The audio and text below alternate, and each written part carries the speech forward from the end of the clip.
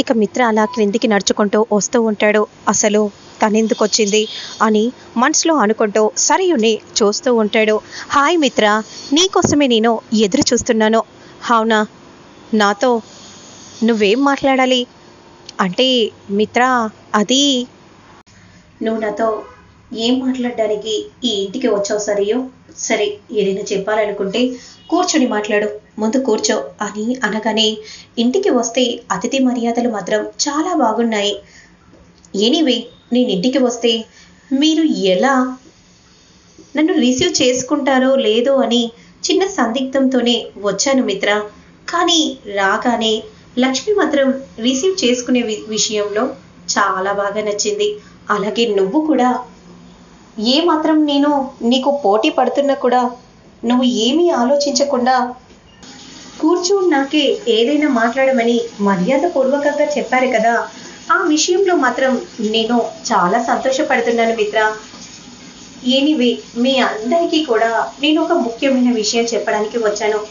ఇక ఇంకొద్ది రోజుల్లో నేను అమెరికాకు వెళ్ళబోతున్నాను. ఫ్లైట్ టికెట్స్ కూడా వచ్చేసాయి. ఇక ఆ తర్వాత నేను నీతో పోటీ పడకపోవచ్చేమో, ఎందుకంటే పోటీ పడడానికి ఇంకెవరైనా రావచ్చేమో అని నా ఉద్దేశం. అమెరికాకు వెళ్ళే ముందు నేను ఒక చిన్న పార్టీ ఇస్తున్నాను హోలీ పండగ సందర్భంగా. సో మీరందరూ కూడా రావాలి, ఆ ఈవెంట్ని మీరు సక్సెస్ఫుల్ చేయాలి. ఇక ఆఖరిగా నేను పెడుతున్న ఈవెంట్, శత్రువులని మిత్రువులని బంధువులని అందరినీ కూడా పిలుస్తున్నాను. మీరు వస్తారు అనే నమ్మకంతో నేనున్నాను. అలాగే మనీషా, నువ్వు ఖచ్చితంగా వచ్చి తీరాలి. ఎందుకంటే మిత్రకు నేను పోటీగా ఉన్నాను, కానీ మిత్రకు ధైర్యాన్ని పంచింది నువ్వు. నేను తప్పుగా నీ పట్ల ఏదైనా ప్రవర్తించుంటే క్షమించు మనీషా. అయ్యో పర్లేదు సరియో, మిత్ర ఖచ్చితంగా వస్తాడు. నువ్వు ఇంటికి వచ్చి ఈవెంట్కి రమ్మని పిలిస్తే మిత్ర రాకుండా ఉంటాడా? మిత్ర మనసు ఎలాంటిదో నాకు బాగా తెలుసు. మిత్ర ఫ్యామిలీ అందరూ వస్తారు, ఏమంటావు మిత్ర అని అనగానే సరే, ఖచ్చితంగా ఈవెంట్కి వస్తాము. ఖచ్చితంగా నువ్వు మనీషాని తీసుకుని రావాలి. కోర్స్ లక్ష్మి, నువ్వు కూడా రావాలి. అలాగే మీరు చాలా పెద్దవారు, అందరూ కూడా రావాలి. దేవయాని గారు, మీరు కూడా వచ్చి మా ఆతిథ్యాన్ని మీరు స్వీకరించాలి. హోలీ పండుగను ఇదే ఇక నేను చివరిసారిగా జరుపుకునే ఈవెంట్, మీరందరూ రావాలని నేను మనస్ఫూర్తిగా కోరుకుంటున్నాను. మరి నేను వెళ్ళొస్తాను. అప్పుడు వెంటనే లక్ష్మి వచ్చి భోజనం చేసి వెళ్ళండి.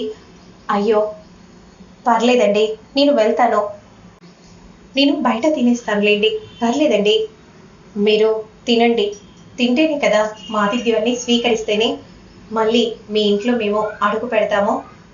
మీరు అలా అన్నాక ఇక నేను తినకుండా ఉంటానా? తినేసే వెళ్తాను అని అంటూ వెంటనే భోజనం చేస్తుంది సరియో. ఇక వెంటనే హ్యాండ్ వాష్ చేసుకోబోతూ ఉండగా అంతలో మనీషా రూమ్లోకి సరియుని లాగుతుంది. ఏంటి సడన్గా ఉడిపడ్డావేంటి? అసలు ఈ ఈవెంట్ చేసేదే నీకోసం మనీషా. ఏంటి ఈ ఈవెంట్ చేసేది నా కోసమా? అసలు నువ్వేం చెప్తున్నావో నాకేం అర్థం కావట్లేదు. అవును మనీషా, హోలీ పండగ రోజున నువ్వు నీ మెడలో మిత్ర తాళి కట్టబోతున్నాడు. ఏంటి? అవును, అంత ప్లాన్ అంతా కూడా అక్కడ సిద్ధం చేశాను. ఇక నువ్వు కంగారు పడాల్సిన అవసరమే లేదు. ఎలాగో ఆ ఆంటీ రాకముందే ఇక నీ మెడలో తాళి పడాలి. అప్పుడే కదా ఇక నీ విషయాల గురించి అరవింద ఆంటీ ఏం చెప్పినా కూడా ఆ తర్వాత మిత్ర ఏం చేయాలో అర్థం కాక ఇక నిన్ను బయటికి పంపించలేక నిన్ను భార్యగా యాక్సెప్ట్ చేస్తాడు. కాబట్టి అరవింద ఆంటీ రాకముందే నీ మెడలో మిత్ర తాళి కట్టాలి. అందుకే ఈ ప్లాన్ అంతా కూడా చేశాను. నీకోసమే ఇదంతా చేస్తున్నాను మనీషా. నిజంగా నువ్వు నాకు ఫ్రెండ్ కంటే అంతకంటే మించి నా గురించి ఎంత బాగా ఆలోచిస్తున్నావంటే నేను కూడా నీ గురించి అంతగా ఆలోచించట్లేదేమో అన్నట్టుగా చేస్తున్నావు. అసలు నీ రుణాన్ని నేను ఎలా తీర్చుకోవాలో కూడా అర్థం కావట్లేదు సరియు. రుణం ఏముంది, నువ్వంటే నాకు ఇష్టం, మనం చిన్నప్పటి ఫ్రెండ్స్. సో నీకోసం నేను ఆ మాత్రం చేయలేనా? టైం వస్తే నువ్వు కూడా నా కోసం ఏమైనా చేస్తావేమో. ఎందుకు అలా అంటున్నావు మనీషా? నీకోసం నేను ఏదైనా చేయటానికి సిద్ధంగా ఉన్నాను. సరే, నేను ఇక్కడే ఉంటే అనుమానం వస్తుంది, మనం రేపు కలుద్దాం అని అంటూ ఇక వెంటనే సరియు అక్కడి నుండి వెళ్తుంది. ఇక లక్ష్మి రూమ్లోకి వెళ్ళి దీర్ఘంగా ఆలోచిస్తూ ఉంటుంది. ఖచ్చితంగా ఏదో పక్కా ప్లాన్తోనే వచ్చింది సరియు.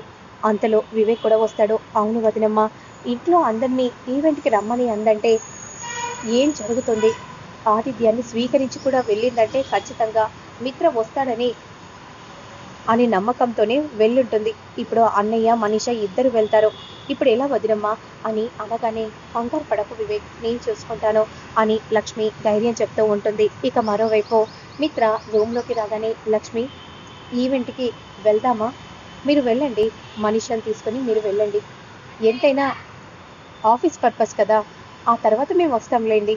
ముందైతే మీరు వెళ్ళండి, ఇక మేము వచ్చేది రాంది తర్వాత చెప్తాను అని అనగానే సరే లక్ష్మి అని అంటూ వెంటనే మిత్ర రెడీ అవుతూ ఉంటాడు.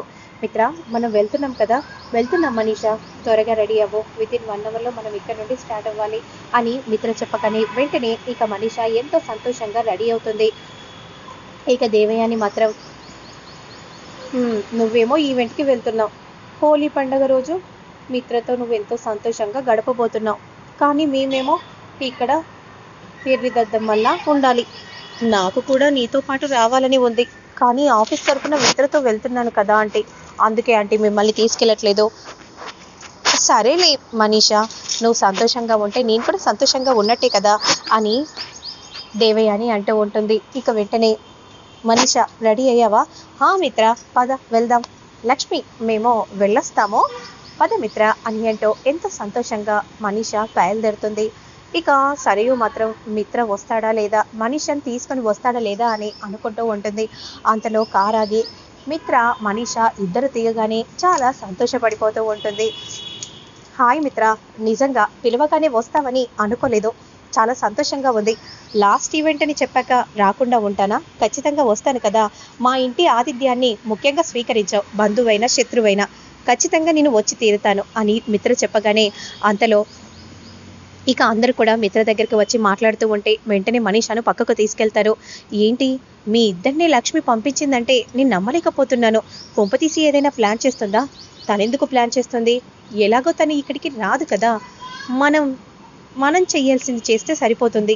అవును, ఈ ఈవెంట్కి రావాలని నేను వచ్చి పిలిచాను, కానీ నాకెందుకో అనుమానంగా ఉంది. ఎందుకంటే ఇక్కడే మీ పెళ్లి చేయాలని మనం అనుకున్నాం, ఆ విషయం కూడా తనకి తెలుసు. అయినా మీ ఇద్దరిని పంపించిందంటే లక్ష్మి ఏదైనా ప్లాన్ చేస్తుందేమో అని అంటూ ఉంటే అదేం చేస్తుంది, అది ఇప్పుడు ఏమీ చేయలేదు అని మనీష అంటూ ఉండగా ఒక్కసారిగా కార్ నుండి అందరు కూడా దిగగానే అందరినీ చూసి ఒక్కసారిగా మనీష సరియు షాక్ అయిపోతుంది. చూసావా మనీష, లక్ష్మి మిమ్మల్ని పంపించి వెనుక కారులో వచ్చిందంటే ఖచ్చితంగా ఇక్కడ నువ్వేదో కుట్ర చేస్తున్నావని భావించి వచ్చింది. ఇప్పుడు ఏం చేస్తావు? ఈ పెళ్లి జరుగుతుందో లేదో అని చాలా కంగారుగా ఉంది. ఏదైనా జరగనివ్వు, మిత్ర మాత్రం ఈరోజు నా మెడలో తాళి కట్టి తీరాలి, లేదంటే అరవింద అంటే ఇంటికి వచ్చిందంటే నన్ను బయటికి గెంటేస్తుంది. అప్పుడు మిత్ర నాకు దూరం అయిపోతాడు, అలా జరగడానికి వీల్లేదు. సరే అయితే ఏదో ఒకటి చేయాలి, ఏదో ఒకటి చేస్తాను అని ఈ విధంగా అంటూ ఇక వెంటనే హోలీ పండుగను సెలబ్రేషన్ చేస్తూ ఉంటారు. ఇక అంతలో విషాన్ని తీసుకొని వస్తుంది. ఇక ఈ పాటికే ఈ బంకులో ఈ విషాన్ని కలిపితే అందరూ మత్తుగా పడుకుంటారు. అప్పుడు నువ్వు మిత్ర నీ మెడలో తాళి కట్టేలా చేసుకో అని సరియు మనీషాతో చెప్తుంది. ఇక వెంటనే సరియు హోలీ పండుగ ఆడి వెంటనే పెళ్లి కూతురిగా రెడీ అవుతూ ఉంటుంది. మరి ఆ తర్వాత ఏం జరుగుతుంది, లక్ష్మి ఏం చేయబోతుంది అనేది నేను మళ్ళీ నెక్స్ట్ వీడియోలో అప్లోడ్ చేస్తాను. లేట్ చేయకుండా